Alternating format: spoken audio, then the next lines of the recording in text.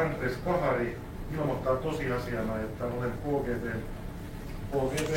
tai Venäjän agentti, joka levittää Venäjän propagandaa. Siis tämä on hyvä esimerkki tällaisesta hysteerisestä ilmapiiristä. Eli Viron apartheid-politiikasta tai ihmisoikeusrikoksista Virossa, tällaisesta historian käyttämisestä aseena vähemmistöä vastaan, niin ei saa puhua. Ja jos alkaa puhumaan, niin seuraus on tämä. Leimataan ensinnäkin 100 tietysti uhkauksia ja sitten leimataan Venäjän propagandistiksi. Sitten Postimiehessä julkaistiin myös tällainen pilakuva tai netissä. Tässä on esitetty minut Venäjän karhun käsinukkena ja mä kirjoitan tätä kirjaa. Sitten tässä on KGB-lippu tuossa pöydällä ja tuossa on ilmeisesti noita Juudaksen kultarahoja tuossa pöydällä. Tämä on myös hyvä esimerkki tästä ilmapiiristä. Nämä on vain esimerkkejä. Sitten oli Postimiehessä tällainen kolumni, jossa lähdettiin aggressiivisesti hyökkäämään tätä kirjaa vastaan. Otsikolla KGB:n oppipojat. Tässä väitetään, että mä olisin Venäjän agentti ja tässä väitetään tässä jutussa, että tämän kirjan julkaiseminen Virossa olisi Venäjän tämmöinen ulkomaantiedustelun aggressiivinen operaatio, ja tarkoituksena on sekoittaa Suomen ja Viron välejä. Tarkoituksena on luoda tämmöistä huonoa ilmapiiriä Virossa. Eli tämä on täysin vainoharhaista keskustelua virolaisessa lehdistössä. Täysin vainoharhaista. Tässä on kysymys todellakin mun omasta mielipiteestä ja jokainen, joka vähänkin mua tuntee mun tekstiä, niin tietää, että tämä on mun itse kirjoittama. Sitten oli Viron venäläisissä lehdissä oli hyvin paljon näitä, Viron venäjänkielisessä lehdistössä siis oli myös näitä, sitten oli tietysti vähän myönteisemmin käsitelty.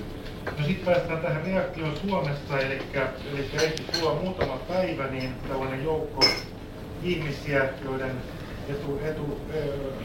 etujoukkona oli sitten kaksi virolaista henkilöä, Iivianna Masso ja Inti Paju, jotka on molemmat Suomessa asuvia virolaisia.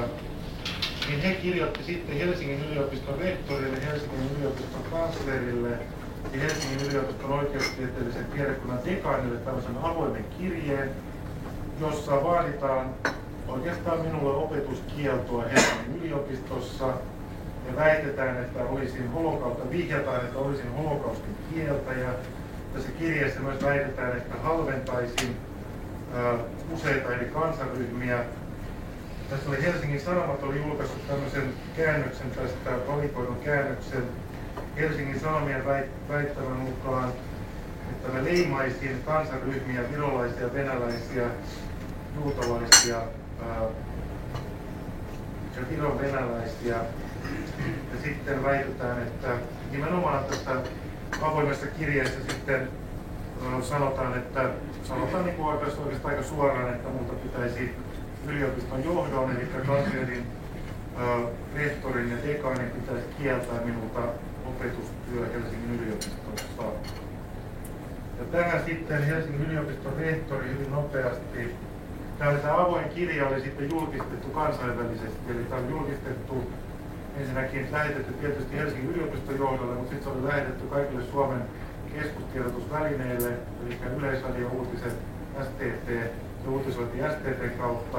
Sitten se uutisoitiin myös kansainvälisesti VNS:n kautta, Baltic News Servicein kautta englanniksi, ja sitten se uutisoitiin myös uutisoitiin internetissä ja lukuisilla eri saiteilla. Ja henkilökohtaisesti mä pidän tätä kirjettä vihamielisenä hyökkäyksenä yliopiston autonomiaa vastaan ja hyökkäyksenä sananvapautta vastaan. Eli on aika yllättävää ja järkyttävääkin se, että jos esittää historiasta tai nykyyhteiskunnasta jonkun tulkinnan, niin vaaditaan, että pitäisi määrätä opetuskielto, eli ei saisi opettaa mitään yliopistossa. Tämä on erittäin järkyttävä vaatimus, ja itse asiassa mitä mä oon keskustellut nyt yliopiston sisällä kollegoiden ja professoreiden ja muiden tutkijoiden kanssa, niin tämä on ainutlaatuinen tapaus Helsingin yliopiston historiassa, että edes Neuvostoliiton aikana mikään vierasvaltio ei ole yrittänyt puuttua Helsingin yliopiston opetussisältöihin millään tavalla. Tämä on selvästi, kuten sanoin, vihamielinen hyökkäys sananvapautta vastaan ja vihamielinen hyökkäys yliopiston autonomiaa vastaan.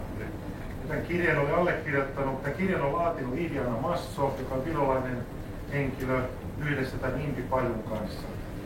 Tästä nyt voi päätellä, että tämä on nimenomaan näiden virolaisten hanke sitten, ja se on kyllä ihan ymmärrettävä, että tämmöinen poliittinen vaino, eli vaatimus siitä, että jos ihminen on jotain mieltä jostain, niin häneltä pitäisi viedä työpaikka. Niin tämä on siis tyypillistä totalitaarisessa yhteiskunnassa, tämä on kyllä virolaisessa apartheid-yhteiskunnassa tällä hetkellä niin suorastaan niin kuin sääntö. Että jokainen, joka on siellä vähänkin aikaa työskennellyt, tietää, että siellä alkaa juuri tällaiset vainotoimet. Tämän kirjan on allekirjoittanut muun muassa Lasse Lehtinen. Ja herää kysymys, että Lasse Lehtinen on Suomen MEPpi, eli Euroopan parlamentin jäsen.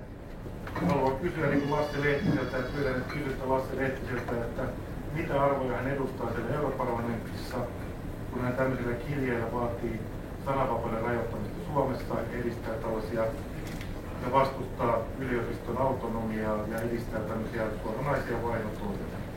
No sitten hän aika nopeasti vastaus Helsingin yliopistosta, en nyt puutu siihen sen tarkemmin, mutta täällä todetaan, että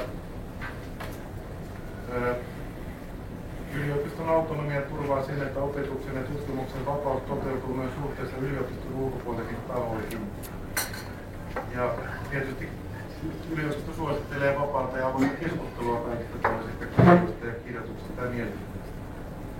Mutta mä pidän tätä erittäin huolestuttavana ilmiönä. Tässä oli kysymys siitä, että nämä kaksi henkilöä, Iidiana Masso ja Impi Paju, he toivat tämmöisen virolaisen apartheid-yhteiskunnan toimintamenetelmät Suomeen. Eli tällaiset hyökkäykset sananvapautta vastaan, työpaikkaan kohdistumat vainotoimet, avoimet niin kuin selvästi valheelliset hyökkäykset. Tässähän oli selvästi vääriä väitteitä, se ei ole holokaustin kieltäjä. Sinänsä esimerkiksi tämä kysymys neuvottomiehisyyksistä, niin se nyt on kiistanalainen kysymys, että siitähän on monta suomalaista kirjaa tullut aikaisemmin. Ja näillä sanoilla mä päätän tämän oman osuuteni, mutta meillä on täällä Leena Hietanen, joka on kirjoittanut vähän samantyyppisen kirjan, ja mä haluaisin nyt antaa puheenvuoron Leena Hietaselle, joka voisi vähän tällä omalla puheellaan niin kuin analysoida tätä tilannetta ja tätä ilmapiiriä, mun kirjan ja hänen kirjansa ympärillä.